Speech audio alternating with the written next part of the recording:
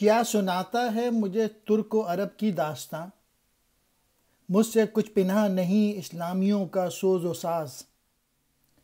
لے گئے تثلیث کے فرزند میراث خلیل، خشت بنیاد کلیسا بن گئی خاک حجاز۔ ہو گئی رسوا زمانے میں کلائے لالائے رنگ، جو سراپا ناز تھے ہیں آج مجبور نیاز۔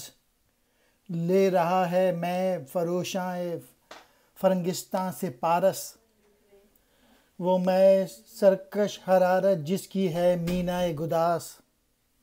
حکمت مغرب سے ملت کی یہ کیفیت ہوئی، ٹکڑے ٹکڑے جس طرح سونے کو کر دیتا ہے گاز۔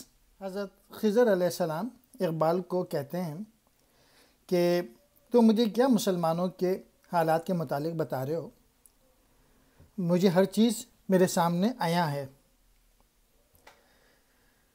حضرت ابراہیم علیہ السلام کا ورثہ تو اب مسلمانوں کے بجائے عیسائیوں نے حاصل کر لیا ہے، اور جو حجاز کی جو خاک تھی وہ اب کلیسا کی تعمیر میں کام آ رہی ہے۔ یعنی مراد یہ ہے کہ مغرب کی سیاست نے مسلمانوں کی شان و شوکت کو ختم کر دیا۔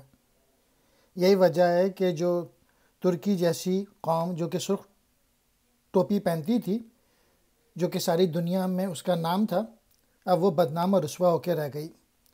دوسری طرف ایران اپنی تہذیب و تمدن اور اس کے تشخص سے بھی ہاتھ دھو بیٹھا ہے، اور مغرب کی نقالی میں مصروف ہے،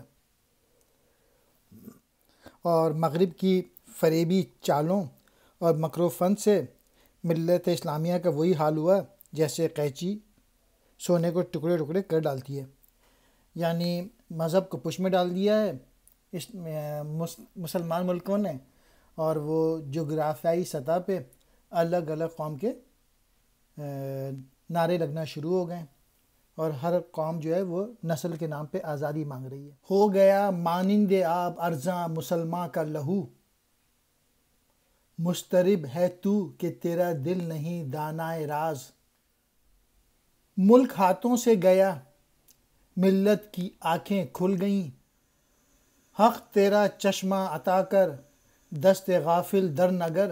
اور جو مسلمانوں کا لہو ہے وہ پانی سے بھی زیادہ سستا ہے، اس لیے بے چین ہے کہ تیرا دل اصل راز سے واقف نہیں۔ تو نے مولانا روم کا یہ قول نہیں سنا کہ جس پرانی جگہ کو نئے سرے سے آباد کرنا ہو سب سے پہلے اس کی بنیاد اکھاڑنی پڑتی ہے۔ ملک جب ہاتھوں سے چلا جاتا ہے تب ملت کی آنکھیں کھل جاتی ہیں۔ اے بے خبر، اللہ نے تجھے آنکھ عطا کر رکھی ہے، خوب غور سے دیکھ۔ آب ارزاں کہتے ہیں پانی کی طرح سستا، مضطرب بے چین، دانائے راز حقیقت یا صحیح صورتحال سے واقف۔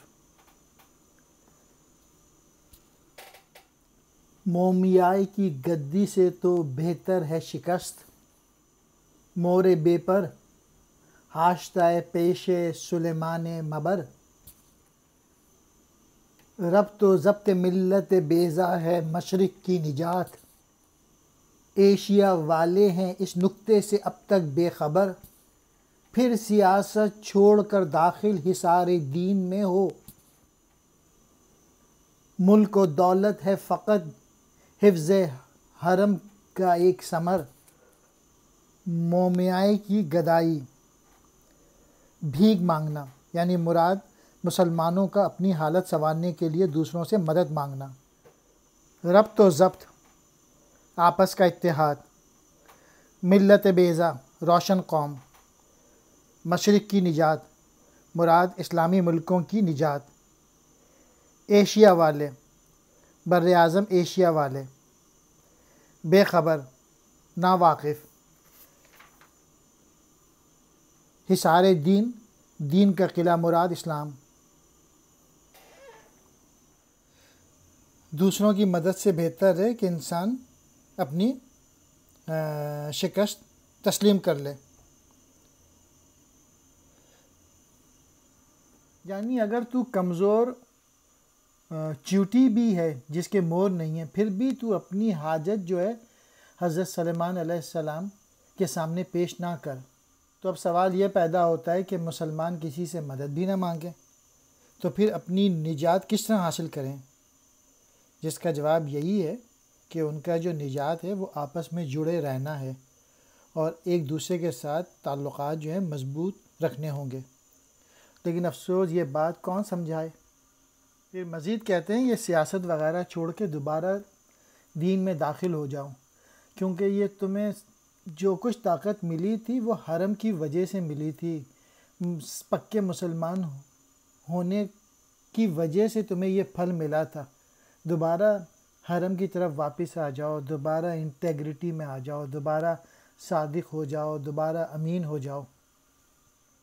ایک ہوں مسلم حرم کی پاسبانی کے لیے، نیل کے ساحل سے لے کر تا بخا کے کاشغر، جو کرے گا امتیاز رنگ و خوں مٹ جائے گا، ترک خارگائی ہو یا عرابی والا گوہر، نسل اگر مسلم کی مذہب پر مقدم ہو گئی، اڑ گیا دنیا سے تو مانند خاک رہ گزر، تا خلافت کی بنا دنیا میں ہو پھر استوار، لا کہیں سے ڈھونڈ کر اسلاف کا قلب و جگر۔ ایک ہوں مسلم یعنی مسلمانوں میں اتحاد ہو، حرم کی پاسبانی کعبے کی حفاظت، نیل یعنی دریائے نیل، تا بخا کے کاشغر، کاشغر کی سرزمین ترکستان کا ایک شہر ہے، امتیاز رنگ و خوں، نسل اور رنگ میں فرق مٹ جائے گا، برباد ہو جائے گا، ترک خرگاہی شاہی خیمے والا ترک، عرابی والا گوہر اعلیٰ خاندان سے تعلق رکھنے والا عربی، مقدم بڑھ کر، مانند خاک راہ گزر راستے کی خاک کی طرح، تا یعنی تاکہ، خلافت کی بنا اسلامی حکومت کی بنیاد۔ اقبال کہہ رہے ہیں کہ مسلمانوں کو کعبے کی حفاظت اور نگہبانی جو ہے نا وہ سب پہ فرض ہے، اور دنیا میں جتنے بھی مسلمان ہیں ان کو ایک جگہ جمع ہو جانا چاہیے، اور جو بھی رنگ و نسل اور جماعت یا فرد کے امتیاز میں الجھا رہے گا وہ مٹ جائے گا، یعنی اپنی شناخت کھو بیٹھے گا، خواہ کوئی بھی ہو، چاہے ترک ہوں، چاہے عرب کے اونچے گھرانے والے عرب ہوں۔ اگر مسلمانوں نے نسل و کو مذہب پر ترجیح دی تو مسلمان راستے کے غبار کی طرح دنیا سے مٹ جائیں گے، ان کو اکٹھا ہونا چاہیے تاکہ وہ خلافت کا اعلیٰ دور پھر سے آ جائے۔ تو یہ چاہیے کہ اپنے بزرگوں جیسا دل کہیں سے ڈھونڈ لائے۔ تو حضرت ابو بکر رضی اللہ تعالیٰ عنہ اور حضرت علی رضی اللہ تعالیٰ عنہ کے متعلق جھگڑوں میں الجھا ہوا ہے، اپنے ہوش سنبھالنے کی طرف آ، یعنی فرقہ بندیوں سے نکل۔ عشق و فریاد لازم تھی سو وہ بھی ہو چکی، اب ذرا دل تھام کر فریاد کی تاثیر دیکھ، تو نے دیکھا سطوت رفتار دریا کا عروج، موج مستر کس طرح بنتی ہے اب زنجیر دیکھ، عام حریت کا جو دیکھا تھا خواب اسلام نے، اے مسلماں آج تو اس خواب کی تعبیر دیکھ، اپنی خاکستار سمندر کو ہے سامان وجود، مر کے پھر ہوتا ہے پیدا یہ جہان پیر دیکھ۔ حضرت خضر علیہ السلام کی طرف سے ملت اسلامیہ کو پیغام اور کامیابی کی خوشخبری ہے ان شعروں میں۔ جو عشق کا جو فرض تھا وہ فریاد کرنی تھی سو وہ تو ہو چکی، اب ذرا دل تھام لے اور تو تاثیر دیکھ فریاد کی، اور اس کے پورا ہونے کا وقت آ گیا ہے، اور اب دیکھ کس طرح بے تاب موجیں اس کے پاؤں کی زنجیریں بنتی ہیں۔ اسلام نے جو عوام کی آزادی کا جو خواب دیکھا تھا 1400 سال پہلے، آج اس خواب کی تعمیر تیرے سامنے ہے، یعنی مسلمان اب بیدار ہو رہے ہیں اور آپس میں اکٹھا ہو رہے ہیں۔ سمندر کو دیکھ، وہ جل کر راکھ بنتا ہے اور پھر وہی راکھ اس کے لیے نئی زندگی کا سامان بن جاتی ہے، اور یہ جو بری دنیا ہے یہ مر کے دوبارہ زندہ ہو رہی ہے۔ تو آنکھیں کھول کر آنکھیں میرے آئینہ گفتار میں، آنے والے دور کی دھندلی سی ایک تصویر دیکھ۔ آزمودہ فتنہ ہے ایک اور بھی گردوں کے پاس، سامنے تقدیر کے رسوائی تدبیر دیکھ۔